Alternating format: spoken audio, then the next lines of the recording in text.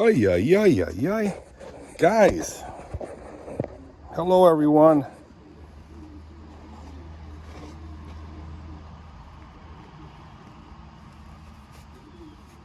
Hope you all having a good day. I'm in a lot of pain from yesterday's work. I know I said this before, but hey, just one of those things, guys. I'm finishing up with table number 3. Tori and Tom are here today.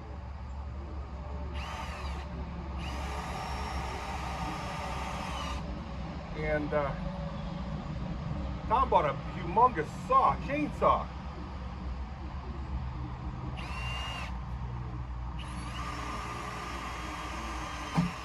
A Husqvarna. So a Husqvarna chainsaw. The question is, did he buy it from Dave Kuiper?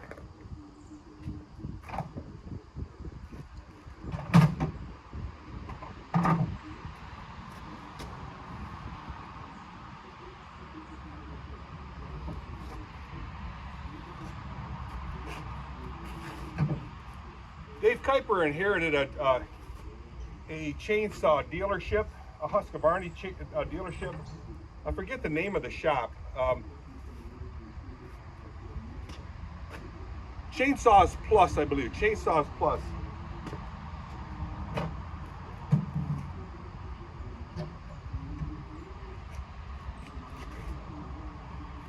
Dave graduated 1 year ahead of behind me.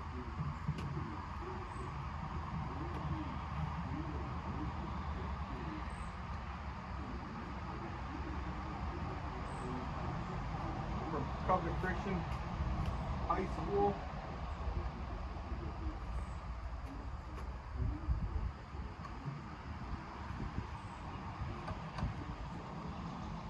Dave Kuiper, yeah, Chainsaws Plus, Chainsaws Plus. I think his sister's name was Hulda Kuiper. You guys remember her, right? Hulda Kuiper.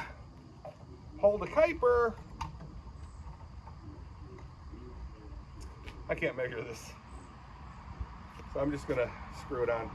Doesn't matter. So I drilled some pilot holes in so the wood didn't crack. So anyway, he bought a very large chainsaw. I'm sure Dave's got a real good warranty program going on. Dave Kuiper.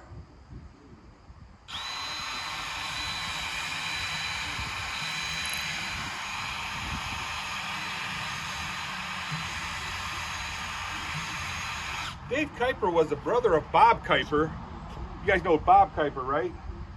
I think they were born like in 55, 54, 55, right around there.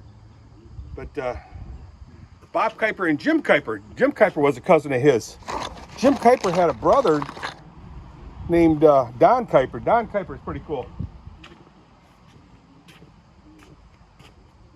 Donnie Kuiper. Donnie. We called him Donnie Kuiper.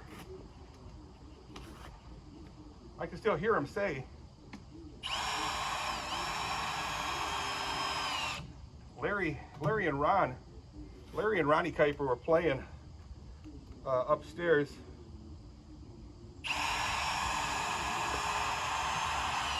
Larry Kuiper and Ronnie Kuiper. Ronnie, how you doing?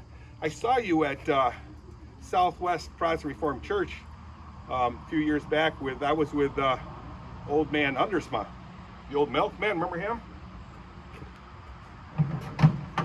He invited me over,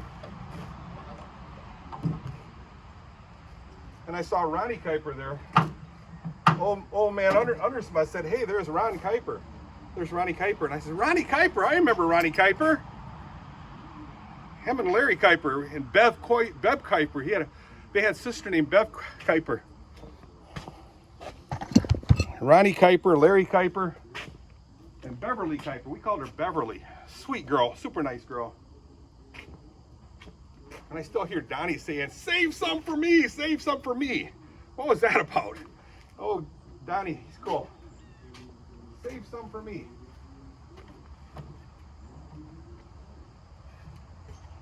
Save some for me, said Donnie. And Ronnie looked at Larry and goes, what? They were kind of creeped out. Save some for me, said Donnie. Donnie Kuiper.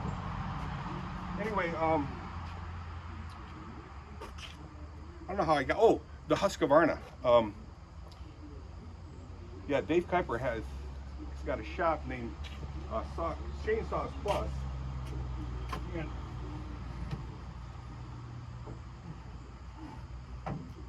Chainsaws Plus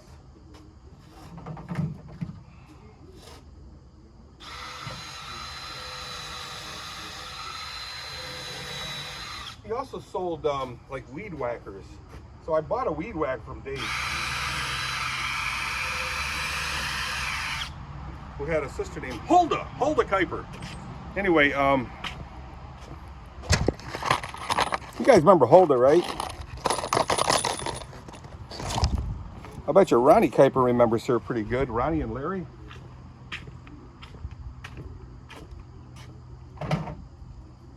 And the Save Some For Me fame, Donnie Kuiper.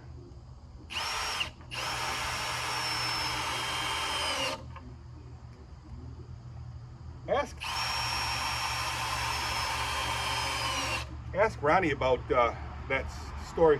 Anyway, when I saw Ronnie Kuiper, poor Mr.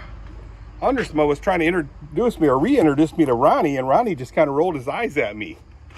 Save some for me, Ronnie. Anyway, I'm just curious how that saw is going to, I mean, it's a huge saw.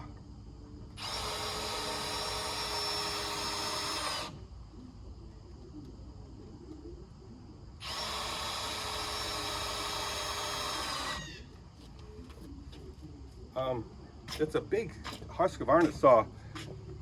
Now again, Tom's got a lot of land, like 50 acres, and it's, I would say 90% woods, really nice stuff. Seems to be white pine, but it's not virgin pine. They were planted, I'm sure, after all the white pine were cut down in Michigan, and they were all in rows. Pretty cool. I remember Dan Huggett.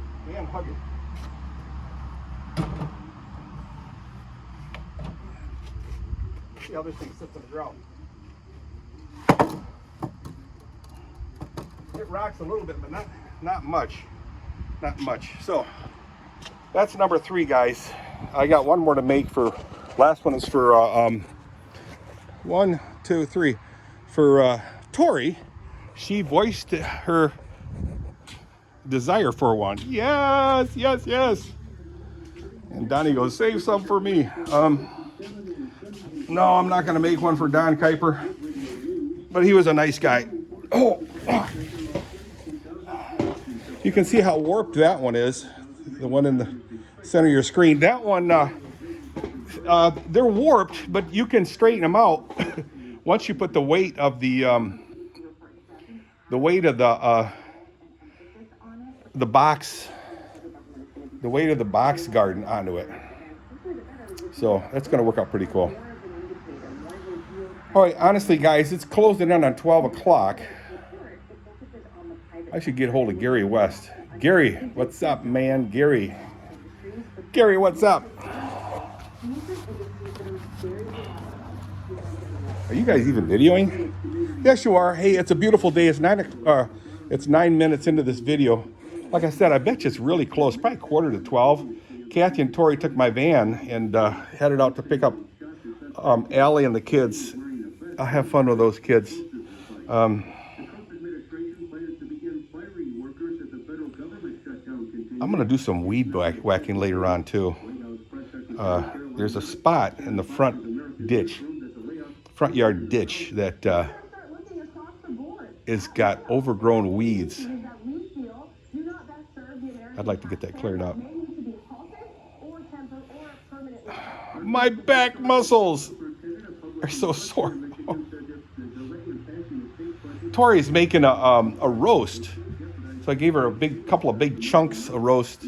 The roasts I usually get, they're beef roasts, are the cheaper ones.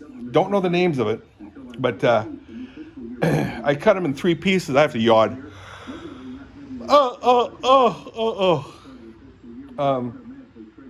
So I'm just curious how it turns out. I bought, so Family Fare is a really cool store.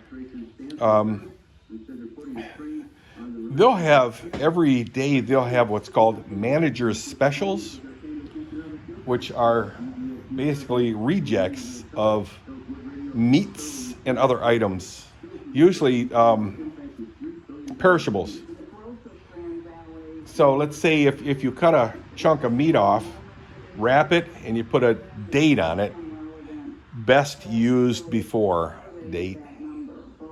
You, when you pass that date, I mean, there's nothing wrong with this stuff. When you pass that date, they usually take and sell it for under the current price, significantly cheaper. And I used to walk into the shop or into the store early in the morning, and I'd watch these old guys. They'd sneak over there and look into it and start picking it all up. Because I had a friend, I forget his name, Jason something, French name. But he used to be a chef someplace, and then he talked to me about aged beef. They would age it and then scrape off the old stuff and then fry it up or grill it, steak. And he said that was the best. So what he would do is he would do that. He would buy the old stuff because he'd consider that, aged. Not in the sense as a controlled aged as a chef would do it, but aged nonetheless, as Joe Hocevar would say. Nonetheless. I've learned to really despise that comment, nonetheless. Nonetheless. Or we'd be in huge meetings where we had problems with engineering problems, and he'd say, let's stop and think about that. No, we got to fix it, you twit. He'd say, let's stop and think about it. I laugh because that used to really grind a friend of mine, McManus, I forget his first name, Ed McManus. He was a brilliant guy, that Ed McManus. Hocevar was pretty smart, but you can be a smart person and also be an idiot at the same time. Not saying Hocevar was an idiot, I'm just saying. I'm just saying. So, okay, guys, I'm done with that part of the day's project. I'm going to clean up this area. I got wood, scrap wood everywhere. I want to find a box and put it all in there and then carry it to the, how about a wheelbarrow? I'll get the wheelbarrow, bring it over here and put all the scrap wood into it and then just bring it to the wood pile and then burn it all. I think that's a fair thing to do. Right there is something that needs to go. And there's all kinds of pieces everywhere. I can start pitching it all in there and get it out of there. Then I can start arranging my lumber here.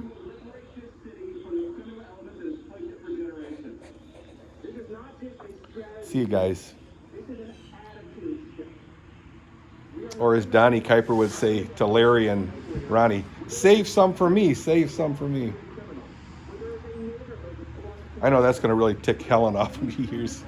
She doesn't watch my videos, so I'm safe. My YouTube videos are safe because nobody that knows me really watches these videos. See you guys. Bye.